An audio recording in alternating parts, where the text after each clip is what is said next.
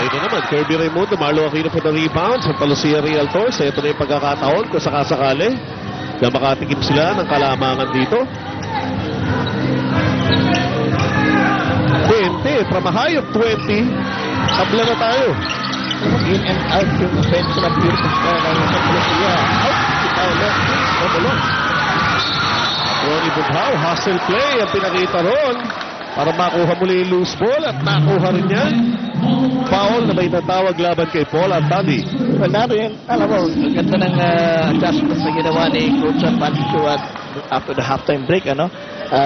Mendoza and Bughaw sabay sa backward dahil na-realize na ito si sa pag-notice of form. Turnovers of Pure Foods tumarami. Mas maganda mag-alaga ng bola ito sa Santa Lucia. Ang huling nakashoot, itong Pure Foods 9 minutes and 48 seconds dito sa quarter na ito. Tagal na. Wala na, 5 minuto na yun, may higit. JS Kapitan and James Yap.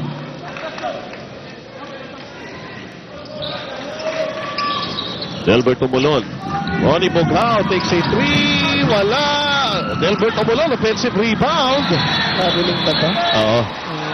Wala siyang napuntahan eh. Sarado lahat ng pinto. Dadaan sana sa fire exit. Wala rin. Sarado rin. Di pwede. Di pwede. Makapasok sa fire exit. Wala pa sa dun eh. Wala pa naman sunog eh. 62 all. Sino na yun? Mag-take charge para sa Buford Shanky Giants o Jude Simon. Paul Artadi to Peter Jude Simon. Simon to Artadi. Sa akat. Sabi ni Marlo Aquino. Sabi ni Marlo Aquino, nahawi ako nun. Repa. Ano, sa'yo naman ang bola eh. Ronnie Bughaw. Drop pass inside. Delbert Umulon. Wala. Sayang na pagkakataon. Ito kaya Paul Artadi. Sabang Paulo Mendoza. Uy! Pinabayaan na nga ni Paulo eh. Pero tumikit pa rin siya eh. Oo. Hindi na control yung momentum niya. Pero hindi ko na nga hinarap. Pushing foul. Pangatlong personal foul ni Paulo Mendoza. 5 team foul sa Santa Lucia Realtors. 2 free throws para kay Paul Artadi. Wala pa sinasablay. Wala pa. 4 out of 4 para dito kay Paul Artadi. At ito pagkakataon para sa Pure Foods na basagin yung 6 na minuto nilang katahimikan. Oo. Tagal eh. Haba. Kalahating quarters lang na nahimik. Yes, pumasok yung unang free throw nitong si Paul Artadi. Only the 6th point ng Pure Foods dito sa quarter na ito. Natin, Paul Artadi. Puro free throws. Nagagaling yung pusos. Dito si Paul Artadi. 2 out of 2. Dyan sa huling trip niya dyan sa free throw line. Kitang-kita niya yung ring eh. Parang lalaki yung mata niya eh. Nagiging batya na nga yung ring para kay Paul Artadi sa free throws eh.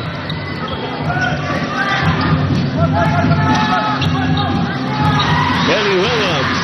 Ayun, yung press mga sa Milalas Liga. Power to the people na nagiging pamatay na Santa Lucia Realtors. Yung kanila mga outside sniping.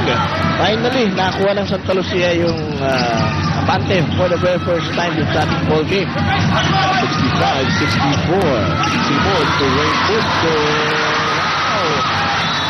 Air ball. Tapos, ang tira ni Raimundo was wide open, ano? Kaya nga. Baby ni Raimundo yung tira niya. Umulon against Raimundo. Bagaan doon. Offensive foul. May tatawag kay Nelbert Umulon. Number 3 ang Umulon. Tapos hindi ba saya si Coach Francis Stewart sa nakita niya play na yun. Pero consistent naman yung referees eh. Alam mo, offensive foul na ni Umulon yun eh. Pero ito, ang nawala ng consistency, yung Pure Foods sa kanilang opensa. At ang Santa Lucia, hataw here in the third quarter, 65-64. First time na makatikim ng kalamangan. Meron lamang po tayo timeout. A combination of the old and the new. Pero ang perfect combination na nangyayari. Maureen McGovern ba yan? Perfect combination. Hindi, Stacy Latis mo yun eh. Oo, hindi ko na alam kung sino yung kajuwet. Pero nakita natin yung mga veterano, yung mga rookies, maganda yung blending na Santa Lucia Realtors. Assist story. Yun nga eh, no? Lahat eh, nakakita. Tama eh. story Hindi natin pala eh. yung baliktaran sa team standing, kundi yung biniligtad yung first half. Exactly. Oo, ganun na nga ang ginagawa nito sa Lucia Realtors. Marlo Aquino, jump hook. Yes! Well, si Marlo Aquino, mga kaibigan, unang 2 puntos lamang yan. Pero, of course, sa depensa, yun naman yung pinapakita ni Marlo Aquino rito. Kaya nagpalit ng tao si Coach San Francis eh. Yun na yun eh. Oo. Ito yung 5 nag-start sa third quarter. Sila pa rin ang nandyan. 2 minuto lang natitira dito sa ating third period. Receiver, nakaupo. Kenneth Lorendes, Dennis Espino, sa Lucia. Pero ito, puntos muna si Jun Limpon, kanyang pang-unang 2 puntos pa lamang. Ay, hindi, pang-anim na. May side jumper yan eh. Oo nga, first quarter eh. 6 na puntos na. Jun Limpot. 67-66. Ito naman si Nelbert Omolon. Talaga, atake ng atake ito. Hindi mapigilan si Nelbert Omolon. Si Nelbert Omolon dito sa ating third quarter eh. May 8 puntos na. 8 puntos lang output niya. Lahat third quarter. Sa third quarter. Oo. Third quarter. Averaging 12 points yan, si Nelbert Omolon. Malapit na naman siya dun sa kanyang average. Kaya nga. Bitoy! Ang kuya ko. Si Badong yun eh. Mali. Oo eh. Medyo na ako kayo. Hindi naabot yun. Lamang ng 4 sa Lucia Realtor, 70-66. Just a minute and a half dito sa ating third quarter. Peter Jun Simon.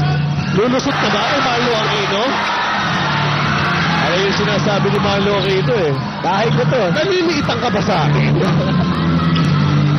Paulo Mendoza to Kelly Williams. Kelly Williams to Marlo Aquino sa ilalim. 3-second violation. Si Nelbert Omolon. Pero ganda yung ikot ng bola nitong Santa Lucia area. Oo eh. Paulo Mendoza. Siya ang nagtitimon eh, no? Ako si Paulo Mendoza. Hindi mo sa tira ng tira, hindi lang sa pagbukas eh. Hindi ka tulad ng first half, pinipilit ko eh. Tsaka tinitignan niya kung sino yung mga libre doon sa ilalim. Jun Limpon. Bola Antadi. Peter Jun Simon. Nato Kirby Raymundo. Martinez. Ano ha? Subukan mong pagpalit. Sabi ni Mark Pingles kay Marlo Aquino. At nasiyahan yung mga kababayan natin dito sa Fernando La Union. Oo. Hinihintay na lang gawin ni Kelly Williams. Ginawa. Ni Mark Pingles muna. Si Mark Pingles. Sabi nga natin, yung billboard natin, ano, para dito sa game na ito. Yeah. Kung hindi pinatanggal yun. Oo, hindi. Oo, nasa TV. Dikit ito ating labanan. 2 puntos lamang ang lamang na Santa Lucia sa Puput. 76-68. Bola. Dinapik palabas ni Paul Artadi. 6 mga na segundo na natitira doon sa shot clock ng Santa Lucia. Alam mo yun ang hinahanap ni Coach Ryan Gregorio. Intensity dun sa kanyang players eh. Dahil nga sabi natin at the top of the coverage. Kailangan mag-concentrate sa laro. Nawala eh. Paulo Mendoza. Tumira ang balance pa. Oh, talaga nga naman. Sinatsaga. May awa. 3 puntos sa first quarter. Sa first half, etong si Paulo ngayon meron siyang 17. Ibig sabihin, 14 nangyari dito sa third period. Alam mo kung bakit awa yun? 2-pointer lang eh. Lahat ng binitawan na tumatak dito, puro press. Peter Jun Simon, may 6 na puntos naman dito sa ball game na ito. So, dikit pa rin tayo, 72-70. Maganda yung sagutan itong dalawang teams, ha? Pero kahit anong mangyari sa play ng Santa Lucia, masaya na si Coach San Francis. Kaya third quarter, sigurado sila lalaman. Ronnie Bugao! Patay! Wala ng 4. Aabot pa ba? Itira ni Paul Artadi. Lahat ng 5 players na ginamit ni Coach San Francis third quarter to score. Kaya Ang nga. palitan. Nalabili sa loob. Nalabili sa loob. Binabad ng gusto. At yan, magtatapos yung ating third quarter. Santa Lucia on top. 74-70 laban sa Pure Foods. At tuksin niya ng Gold Eagle Beer pang kondisyon sa may ambisyon na fourth quarter na po ang susunod.